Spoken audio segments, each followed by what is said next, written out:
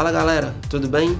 Essa palestra que você assistirá agora gratuitamente, ela também estará disponível na nossa área Premium. Para adquiri-la, basta acessar esse endereço abaixo e garantir a sua vaga de assistir quando e onde e quantas vezes quiser. Aproveite! Olá a todos, eu me chamo João Paulo Sampaio e vou conversar com vocês sobre o treinamento dos sistemas energéticos, através de uma abordagem baseada na corrida. Mais especificamente, eu vou falar sobre alguns parâmetros relacionados ao controle da carga de treinamento e a prescrição adequada para esse tipo de programa. Eu sou graduado em Educação Física pela Universidade Federal do Ceará, sou pós-graduado em Fisiologia do Exercício pela Unifor, Universidade de Fortaleza, sou professor da PowerCore Performance, uma empresa que trabalha com preparação física e ministra vários cursos na área de treinamento em várias cidades do Brasil e já atuo como personal trainer há alguns anos.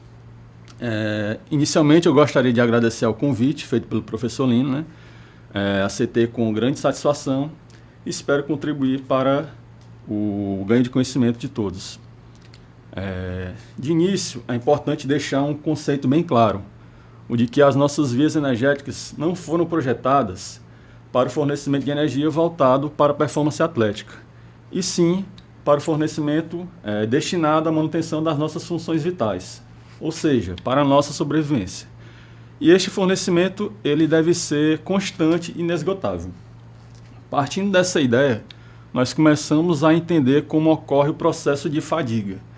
Claro que não dá para tentar compreender o processo de fadiga de uma maneira simplista, pois a fadiga é um fenômeno natural, complexo, multifatorial e não linear, que não pode ser vista somente pela ótica dos mecanismos fisiológicos que a explicam. Por exemplo, existe um componente psicológico muito importante, que explica como uma pessoa chega ao estado de exaustão. Tendo dito isso, a gente começa a ter subsídios para a prescrição com qualidade do treinamento dos nossos alunos, dos nossos clientes.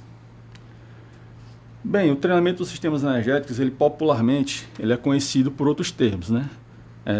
Ele é conhecido por treinamento metabólico, treinamento cardiovascular, em alguns cantos ele é chamado de aeróbio de alta intensidade, de HIIT, o famoso HIIT, que é o treinamento intervalado de alta intensidade, de treinamento do condicionamento físico e de DSE, que é o desenvolvimento dos sistemas energéticos. Ou seja, todos esses termos eles são utilizados para definir o mesmo termo, que é o treinamento voltado para o aprimoramento dos nossos sistemas energéticos. Por falar nos nossos sistemas de produção de energia, voltando lá na época da faculdade, na cadeira de Fisiologia do Exercício, nós estudamos os 3 sistemas que são responsáveis pela ressíntese de energia, pela ressíntese de ATP. Nós temos um sistema capaz de ressintetizar energia em alta velocidade, esse sistema é o sistema ATP-CP. Nós temos um sistema capaz de ressintetizar energia por longos períodos, esse sistema é o sistema oxidativo, e nós temos um sistema intermediário, que é o sistema glicolítico. Falando em produção de energia, é importante destacar os seus 3 componentes, a taxa de produção de energia, a duração de produção de energia e a relação entre trabalho e recuperação, ou seja, a relação entre esforço e pausa. Aqui nós temos um gráfico que mostra o perfil dos sistemas energéticos, que relaciona a taxa máxima de produção de energia com a duração máxima de produção de energia. Nesta curva nós temos situadas algumas modalidades esportivas. Em um extremo, por exemplo, nós temos modalidades que são caracterizadas por uma alta taxa de produção de energia, alta velocidade de produção de energia, uma alta produção de força e potência por intervalos de trabalho curtos e períodos de recuperação mais longos. Nós temos exemplificados aqui o levantamento de peso olímpico, o powerlift e os eventos de campo, arremesso de disco, de peso e de martelo. No outro extremo da curva, nós temos os esportes de endurance, que são caracterizados por longos períodos de produção de energia, por longos períodos de trabalho e por praticamente nenhum período de recuperação. Nós temos aqui como exemplo a maratona, o triatlon e o ciclismo de distância. Entre esses 2 extremos, nós temos os sprints curtos, de 100, 200 e 400, os esportes coletivos, futebol americano, basquete e rugby, e os esportes de combate, Basicamente, as modalidades coletivas e os esportes de combate podem ser consideradas modalidades mistas, né, pois dependem tanto de uma alta produção de energia, quanto da produção de energia feita por longos períodos, né, para que o atleta ele consiga o êxito, né, dentro da sua performance.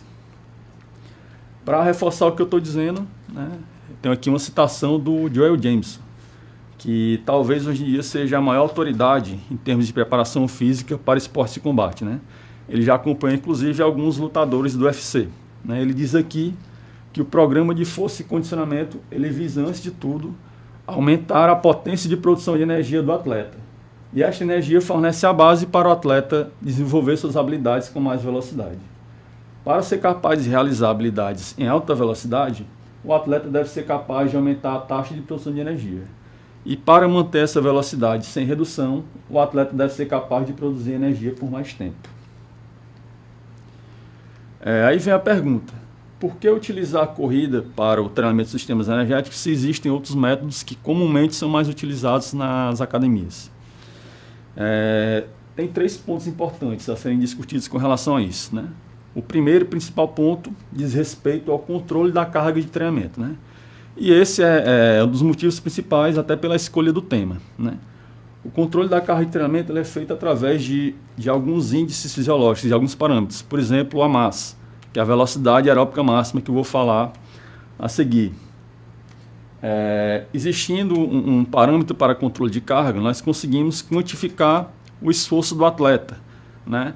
E através dessa quantificação nós conseguimos controlar a relação entre esforço e recuperação, que é essencial para que nós consigamos atingir uma adaptação fisiológica específica, para que o atleta consiga atingir um nível funcional mais elevado, para que ele consiga, através de uma progressão, chegar a uma performance de sucesso.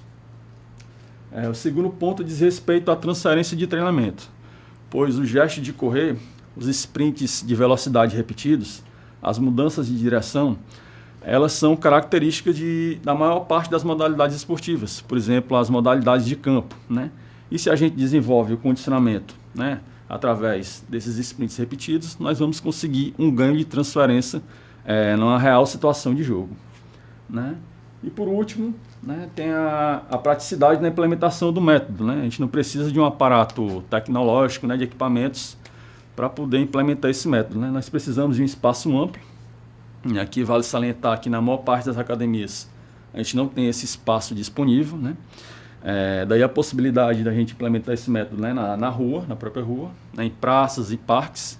É necessário também alguns marcadores, cones, a utilização de cronômetro, né, ou, se possível, de um relógio, né, com tecnologia de GPS para registro da velocidade e da distância percorrida, né?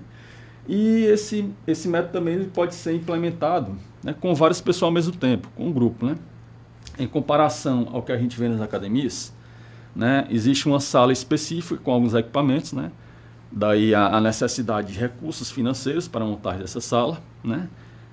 A gente não vê, pelo menos se existe controle de carga de treinamento, eu não sei, né, nesse tipo de treinamento, né, que normalmente utiliza exercícios aleatórios, né, no formato de circuito, né, treinamento com quirobel, corda naval. Geralmente são grandes turmas, né, já vi turmas de até 20 pessoas, né, com um único professor para controlar todo mundo.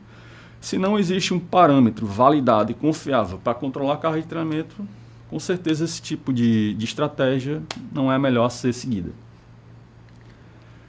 Aqui nós temos a pirâmide de performance, né, que serve como um norte, uma referência para uma precisão de qualidade. Aqui na base da pirâmide nós temos a chamada competência de movimento, né? Temos estabilidade e mobilidade e capacidade de trabalho. As relações entre estabilidade e mobilidade, elas são importantes, pois nos dão uma noção, né, da eficiência com a qual uma pessoa se movimenta, né, da qualidade com a qual ela se move, né? E relações de estabilidade e mobilidade ruins, né, já prejudicam a mecânica de corrida, sobrecarregam a cadeia cinética, né, o nosso sistema, aumentam o risco de lesão e prejudicam a performance. Então, esse é o primeiro ponto, né, primordial a ser trabalhado, né? A gente vai lapidando o movimento do aluno até que ele atinja um nível mínimo de qualidade e que reduza principalmente o risco, né, dele se machucar. A seguir, nós temos aqui a capacidade de trabalho.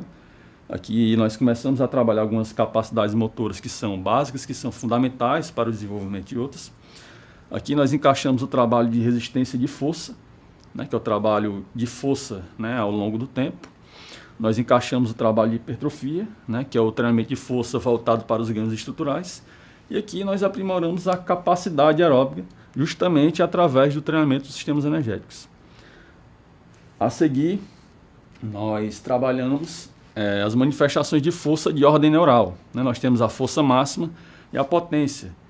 Aqui nós trabalhamos também a geração de força, que pode ser acessada através do perfil atlético, através da avaliação física. E essa força gerada, para que ocorra transferência, ela tem que ser aplicada. Essa aplicação ocorre através da velocidade, da agilidade e da técnica, que dizem respeito à especialização de movimento. A força e a potência ela devem ser expressadas em termos de velocidade e agilidade. Isso é um ponto crítico para que se atinja uma performance de sucesso. E a técnica que fica no ápice da pirâmide diz respeito a habilidades esporte específicas. Dentro de uma perspectiva moderna de treinamento, a sessão de treinamento deve ser baseada em 2 pontos. A interação entre a prevenção de lesão e o desenvolvimento de performance. E para isso a sessão deve ser dividida em 5 momentos. Esses momentos que nós vemos aqui em laranja, eles fazem parte de toda e qualquer sessão de treinamento. E esses 3 que estão em cores diferentes, eles vão variar. Ou seja, vai existir uma sessão específica para o treinamento das habilidades motoras, treinamento de movimento, uma sessão específica para o treinamento de força e uma sessão específica para o treinamento dos sistemas energéticos. O primeiro momento que nós temos aqui é o chamado Prehab. Aqui é o momento de trabalhar tudo relacionado à correção de movimento e à prevenção de lesões. É aqui onde nós incluímos a liberação miofascial, a chamada autoliberação miofascial, melhor dizendo. E ela é direcionada através de testes específicos, os chamados testes clínicos. Aqui também nós trabalhamos os exercícios corretivos, os famosos exercícios corretivos que são tão banalizados. Nós incluímos aqui também os exercícios de mobilidade e os exercícios de ativação do core com caráter corretivo. As pranchas, as pontes, as pranchas laterais, todas voltadas para o aprimoramento da qualidade de movimento. Em seguida, nós temos a preparação de movimento, que é equivalente ao aquecimento tradicionalmente visto aí nas academias. Sendo que esse momento ele tem algumas diferenças que são cruciais. A preparação de movimento ela é dividida em 4 fases. Nós temos a ativação muscular, que como o próprio nome diz, a ideia aqui é despertar, é excitar os músculos, é conseguir um recrutamento de unidades motoras inicial. Aqui nós utilizamos os exercícios com mini band, ativação de glúteo. Em seguida, nós temos o momento dos alongamentos dinâmicos. É um momento onde nós priorizamos o trabalho de amplitude de movimento integrada. Nós trabalhamos as articulações de acordo com sua função. E nós utilizamos exercícios que envolvam sempre mais de uma articulação, até para otimizar o tempo. O terceiro momento da preparação de movimento é a chamada integração neuromuscular. É importante salientar que esse momento ele só vai ocorrer quando a sessão for de habilidades motoras, for de movimento. Pois nesse momento nós vamos utilizar movimentos específicos similares aos que vão ser utilizados na sessão principal. Em seguida, fechando a preparação de movimento, nós temos a chamada ativação neural, que tem como função o aumento da potenciação pós-ativação, o aumento do drive neural, do recrutamento de unidades motoras. E ela é específica para cada tipo de sessão de treinamento. Por exemplo, para a sessão de força, a ideia é aumentar o recrutamento de unidades motoras voltadas para a geração de força e estabilidade. Na sessão de movimento e de condicionamento, a ideia é aumentar o recrutamento de unidades motoras voltado para o aumento da capacidade de gerar velocidade. Aqui na ativação neural nós utilizamos exercícios de saltos pliométricos, temos o drop squat, temos exercícios de velocidade de pé. Se a ideia é trabalhar movimento ou sistemas energéticos. E nós temos, por exemplo, o Farms Walk e o TGU, se o objetivo é trabalhar força. Em seguida nós temos a fase chamada pliometria, onde a ideia aqui é desenvolver a força explosiva e a força reativa, através do treinamento de saltos e do treinamento com medicine balls. Aqui esse momento é crucial para que nós consigamos um ganho de transferência, né, para a performance, para a real situação de jogo. E aqui nós temos as 3 seções diferentes, né? A seção de movimento, né? É aqui onde nós trabalhamos a técnica, né? O aprimoramento da aplicação de força através de exercícios chamados atratores, né? Por exemplo, na corrida existem vários atratores, existe o atrator do posicionamento do tronco, né? Nós temos a seção de força, né? Já bem conhecida, né? Da maioria de vocês, que aqui nós basicamente vamos desenvolver os padrões de puxar e empurrar para membro superior e membro inferior. E nós temos a seção de sistemas energéticos, que é o foco da nossa discussão, né, que eu vou aprofundar um pouco mais à frente. Fechando a seção de treinamento, nós temos a chamada regeneração. A ideia aqui é começar a recuperar o estímulo que foi dado, né? A gente utiliza aqui, por exemplo, de novo a liberação miofascial, mas já com caráter regenerativo, né, de forma mais geral, voltado para a recuperação, para o relaxamento. Antes de pensar em desenvolver os sistemas energéticos, né, em desenvolver o metabolismo, nós temos que pensar em eficiência de movimento, né? E a eficiência de movimento ela é definida como uma relação, um binômio entre geração de força e aplicação de força. A corrida ela pode ser entendida como uma sucessão de saltos unilaterais, como já dizia o Michael Boyle, né? E aqui nós vemos a ilustração, né, de uma tatuagem, né, de um sistema de mola na perna do rapaz. E aqui eu quis fazer uma analogia, né, a propriedade de molas presente nos nossos tendões, né? Nossos tendões têm a capacidade de se deformar, né, de armazenar energia potencial elástica, né, e após estender-se, eles conseguem converter essa energia potencial elástica em energia cinética, que é utilizável para a produção de força e potência. E o aprimoramento dessa capacidade é crucial para que nós consigamos ganhos na aplicação de força e na melhora da performance. Falando também que a cada passada que a gente dá, nós temos que lidar com a força de reação do solo, né? E a qualidade com a qual nós lidamos com essa força de reação do solo vai ser crucial para que nós consigamos uma performance de alto nível. Quanto maior for a eficiência, menor será o custo energético do movimento. E a isso damos o nome de economia de movimento, né? Isso aqui deve ser buscado principalmente por atletas de endurance, atletas que têm provas de longa duração. Pois a diferença entre o primeiro e o segundo colocado pode ser justamente esse menor desgaste, né? Pois eles têm níveis bem próximos de condicionamento. Então, aqueles que se desgastam menos, provavelmente vai ser o que vai chegar mais rápido e o que vai alcançar a vitória. Começando a falar aqui de DSE, Desenvolvimento dos Sistemas Energéticos, nós destacamos a chamada capacidade aeróbica, que está relacionada à manutenção de altos níveis de intensidade por longa distância, né? E através da capacidade aeróbica nós conseguimos retardar os efeitos da fadiga sobre a habilidade de movimento, né? Nós conseguimos manter um nível de qualidade satisfatório e assim nós conseguimos adiar a fadiga. Falando em capacidade aeróbica, né, nós temos que destacar aqui o VO2 máximo, que é um parâmetro bem popular e muito utilizado em termos de avaliação. Ele representa a quantidade máxima de oxigênio que pode ser consumido, ou seja, captado, transportado e utilizado por um ser humano ao nível do mar.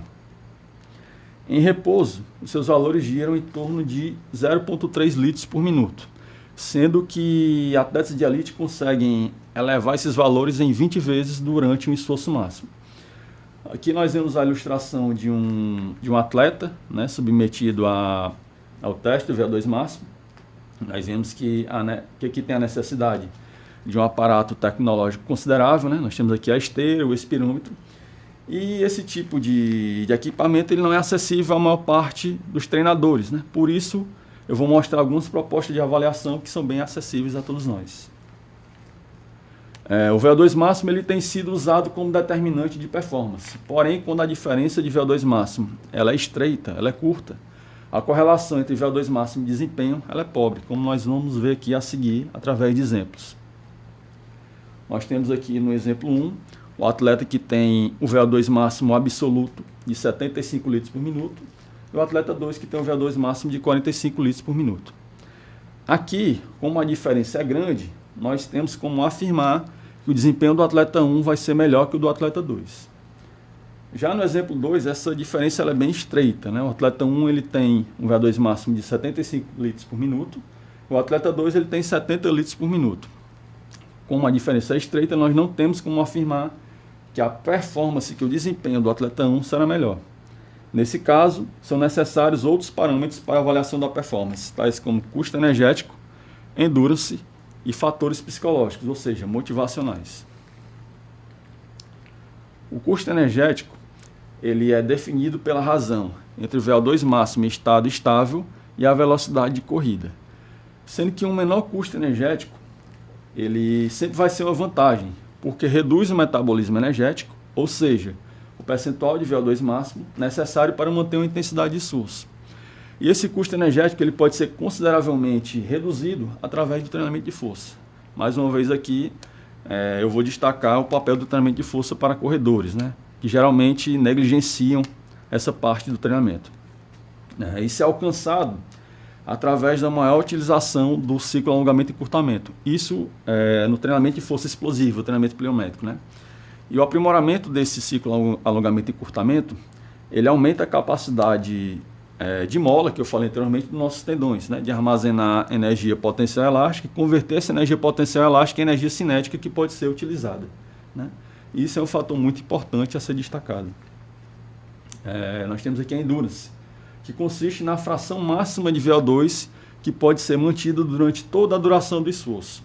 E a endurance ela está associada a alguns fatores, como por exemplo, a proporção de fibras do tipo 1, né, fibras do tipo vermelho, a capacidade de armazenar grandes quantidades de glicogênio e ajustes termorregulatórios compensatórios, né, como a capacidade de dissipar calor de forma eficiente.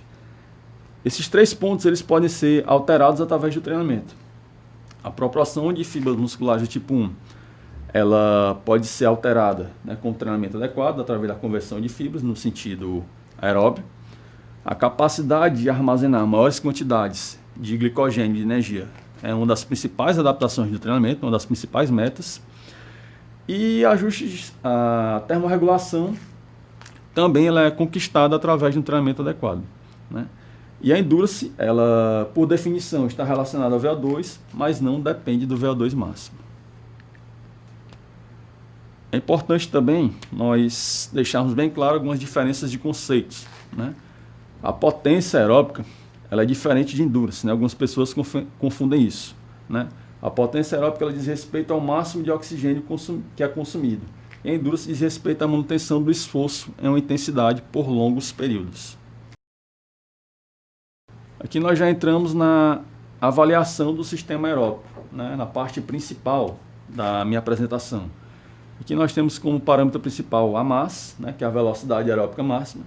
MAS é um termo, é uma abreviação em inglês para Maximum Aerobic Speed, né, que é o principal parâmetro que vai ser apresentado.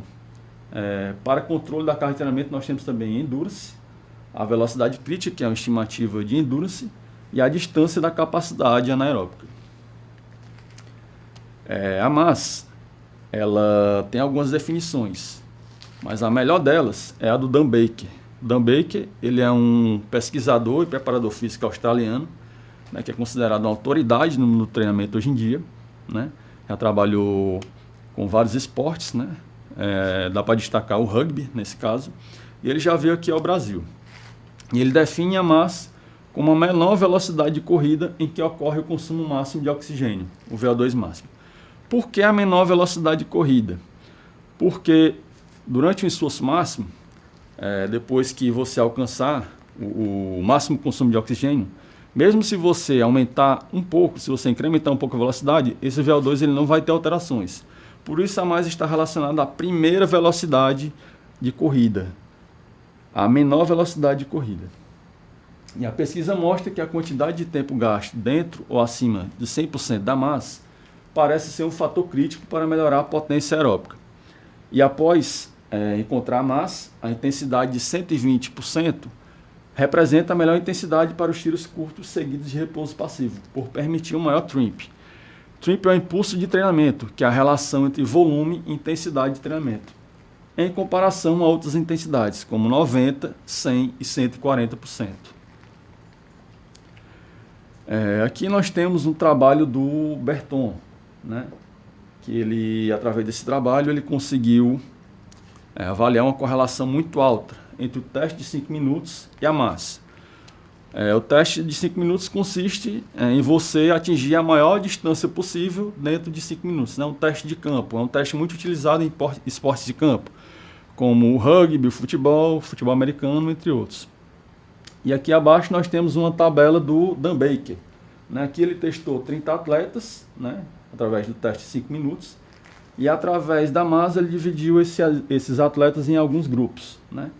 E depois de calcular a massa, ele calculou também o percentual de 120%, que é o alvo para a melhora da potência aeróbica. Aqui nós temos um teste bem prático, um teste que ele pode ser utilizado na realidade da gente, que está lá no dia a dia da academia, que é o teste da massa na esteira. Esse teste ele é feito da seguinte maneira: o indivíduo inicia com a velocidade de 8 km por hora, se ele for sedentário, e se ele for um atleta de elite, um atleta mais experiente, ele inicia com 12 km por hora. Ou seja, a velocidade inicial fica nessa faixa. A velocidade ela vai ser aumentada em 1 km por hora a cada 2 minutos. E a massa vai ser a última velocidade que o atleta conseguiu manter durante esse período de 2 minutos. Se por acaso o atleta conseguir manter a última velocidade por apenas 1 minuto, o valor da massa vai ser acrescido em 0,5. Depois que encontrar a massa, nós facilmente encontramos o VO2 máximo, pois a massa ela tem valores representativos desse índice, E isso pode ser encontrado através da fórmula VO2 máximo igual a 3,5 multiplicado pela velocidade aeróbica máxima. Aqui também eu coloquei outros testes, que são utilizados mundo afora para encontrar massa. Nós temos aqui o teste de esteira, o tradicional teste de esteira, feito com análise de gases. Ele é um teste de natureza linear e contínuo. Nós temos aqui um teste que é muito popular no futebol, que é o yo-yo teste, que é um teste intervalado, incremental, caracterizado por mudanças de direção, que são específicas das modalidades de campo, por exemplo. E nós temos testes aqui embaixo que são caracterizados pelo tempo ou pela distância alcançada.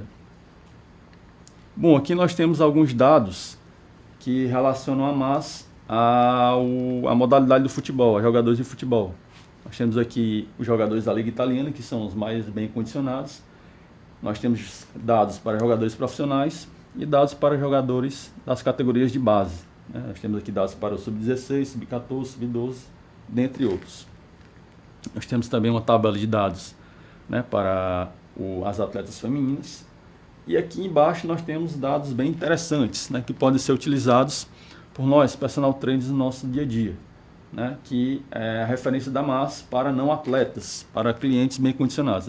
No caso dos homens, eles têm uma massa de 4 metros por segundo e as mulheres 3,7. Isso é uma meta, deve ser uma meta a ser alcançada com o treinamento. Nós temos também outros parâmetros, como eu falei anteriormente. Nós temos a endurance, que é a capacidade de sustentar altos percentuais de VO2 máximo e VO2 por longos períodos. E a velocidade crítica, que é uma estimativa da endurance, ela é a intensidade na qual seria possível manter esforço sem exaustão. Lembrando que a massa ela é um parâmetro para o treinamento intervalado, treinamento intermitente. E a velocidade crítica é um parâmetro para o treinamento contínuo. Em corridas contínuas, essa velocidade crítica ela gira em torno de 70% a 90% da massa. Então, para aumentar a potência aeróbica, nós devemos trabalhar acima dessa velocidade. Já a capacidade da distância anaeróbica, o ADC, é a distância máxima percorrida às custas de todos os estoques anaeróbicos de energia. A velocidade crítica ela é definida como a razão entre a variação de espaço e a variação de tempo. E a relação entre tempo e distância ela pode ser descrita matematicamente como uma função do primeiro grau e pode ser demonstrada graficamente através de uma reta, como nós vemos aqui. No caso, a velocidade crítica ela corresponde à inclinação dessa relação entre tempo e distância. E nós temos aqui alguns exemplos para tornar esse conceito mais claro, né? Nós testamos duas distâncias, né, de 1.500 e 3.000 metros. Por que essas distâncias? Porque essas distâncias são as que foram utilizadas, né, nos estudos mais importantes, né? No caso aqui, as duas distâncias foram percorridas pelo mesmo atleta, né? Para 1.500, né, ele conseguiu atingir em 250 segundos e para 3.000 ele conseguiu atingir em 550 segundos, né? Usando aquela fórmula que foi descrita no slide anterior, né, variação de tempo dividido pela variação de espaço dividido pela variação de tempo, nós chegamos a uma velocidade crítica de 5 metros por segundo. Tendo em mãos a velocidade crítica, nós podemos calcular a distância da capacidade anaeróbica, né, que é definida por essa formulazinha, né? ADC é igual a distância menos a velocidade crítica vezes o tempo. Utilizando essa fórmula, né, colocando, né, todos os valores nos seus devidos lugares, nós chegamos a uma ADC de 250 metros, né? E esse valor é o mesmo nas duas distâncias, esse valor independe da distância. Tendo esses dados em mãos, nós podemos estimar o desempenho em várias distâncias, né? Nós temos aqui, por exemplo, o desempenho em 10 km, né? Nós modificamos aquela fórmula inicial, né? Nós temos aqui que a distância ela é igual à velocidade crítica vezes o tempo mais ADC, né? Mudando os valores aqui, colocando os valores de velocidade crítica e de ADC e de distância, nós chegamos, né, ao desempenho, né, estimativa de desempenho nos 10 km, né? No caso, o atleta faria ele cumpriria essa distância em 32 minutos e 30 segundos, né? A ideia é que ele consiga no mínimo isso aí. E através dessa estimativa nós conseguimos ter subsídios para a prescrição para o treinamento nessa distância. O treinamento também, ele pode ter direcionamentos diferentes. E dependendo desse direcionamento, nós vamos ter respostas, né, efeitos diferentes. No caso aqui, se o treinamento ele for voltado para o desenvolvimento da endurance aeróbica, nós vamos ter uma melhora da velocidade crítica, ou seja, a inclinação dessa reta ela vai ser alterada, né? Se o treinamento tiver uma característica anaeróbica, nós vamos melhorar a distância da capacidade anaeróbica, ou seja, nós vamos alterar a origem dessa relação linear entre tempo e entre distância. Bom, falando dos parâmetros, né, de como avaliar esses parâmetros, nós chegamos aqui aos métodos específicos para treinar os sistemas energéticos, né? Nós temos 4 métodos, né? 4 métodos: os intervalos longos, né, um método chamado de grid, o Eurofit, né, e o conhecidíssimo Tabata. Nós temos 2 métodos que são considerados métodos máximos, né, de recuperação ativa, que são os intervalos longos e o grid. Nós temos 2 supramáximos, que são o Eurofit e o Tabata, né, com recuperação passiva. Vou começar falando aqui sobre o primeiro método, o método de intervalos longos, né? Eles são usados na fase inicial, geralmente na fase preparatória geral. E eles fornecem uma carga de treino de base antes da progressão para o treinamento de intensidade mais alta. O objetivo aqui é aumentar o volume de trabalho desempenhado numa intensidade que gira em torno de 92% da mais, né? De 92% para cima. E normalmente esses intervalos são concluídos acima da velocidade crítica, ou seja, acima do limiar anaeróbico, né, que ele gira em torno de 90% da massa. E quanto maior for a intensidade, menor será o intervalo, né? A relação esforço-pausa ela sempre será maior do que 1:1 ou igual a 1:1, né? Como exemplo aqui nós temos, né, um protocolo de treino onde o atleta executa 4 a 6 sprints de 3 minutos, né, a 95% da massa, e recupera com 2 minutos a 40%. Aqui nós temos uma relação esforço-pausa de 1,5:1. Né? Já no exemplo seguinte, nós temos 90 segundos a 100% da massa, com um tempo de recuperação de 90 segundos a 40%. Nós temos aqui uma relação de 1:1. Então fica bem caracterizado o que eu falei agora há pouco. Nós temos aqui um exemplo de prescrição para 3 vezes por semana, né? Onde o volume ele vai sendo diminuído e a intensidade vai aumentando. Isso pensando sempre na progressão no ganho de condicionamento. Bom, nós temos aqui o segundo método, né, que é o chamado método grid, né, que popularmente é conhecido como o método das grades aeróbicas máximas ou método 100 por 70% da massa. Né?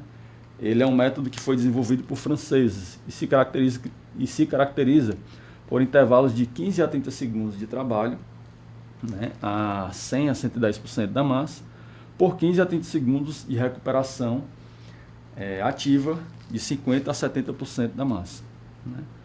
Ele é caracterizado por 5 a 10 minutos por série, são feitas 2 a 4 séries, com intervalo de descanso de 2 a 3 minutos entre essas séries, né. E eu destaquei aqui alguns procedimentos necessários para a implementação desse método, né. Primeiro, nós devemos encontrar a massa, né, através do teste de 5 minutos, né, que é um teste específico para as modalidades de campo, né, os esportes de campo. Em segundo lugar, nós devemos calcular a distância necessária, né, de acordo com a massa e com a relação esforço-pausa, né, que será de 15 ou 30 segundos. E em terceiro lugar, dividir o grupo de acordo com a massa encontrada. Nós temos aqui uma ilustração para deixar bem claro o que eu acabei de falar, né. Nós temos aqui, no caso, na primeira linha, né, um retângulo, né, do lado maior ele tem 72 metros e no lado menor ele tem 50 metros. Né. Esse espaço ele deve ser percorrido em 15 segundos. Né. No caso aqui, essa distância foi calculada com base numa massa de 4,8 metros por segundo. Né, o atleta percorre esses 72 metros, né, numa intensidade de 100% da massa. Quando chegar aqui na ponta, ele percorre 50 numa intensidade de 70%. Né. Observando que cada volta completa nesse retângulo totaliza o tempo de 1 minuto, já que cada trecho tem 15 segundos. Né? E concentricamente em relação a esse primeiro retângulo, nós temos os retângulos dos atletas que têm um condicionamento menor. Dessa forma, nós conseguimos avaliar vários atletas ao mesmo tempo e sem a necessidade até de assistentes, né? Pois o treinador pode ficar aqui no meio do último retângulo. O terceiro método utilizado para o treinamento de sistemas energéticos é o chamado Eurofit, que é um método que também foi desenvolvido por franceses. Né? Ele é caracterizado por 15 segundos de trabalho, né, uma intensidade de 120% da massa, e de um tempo de recuperação, né, de 15 segundos de forma passiva.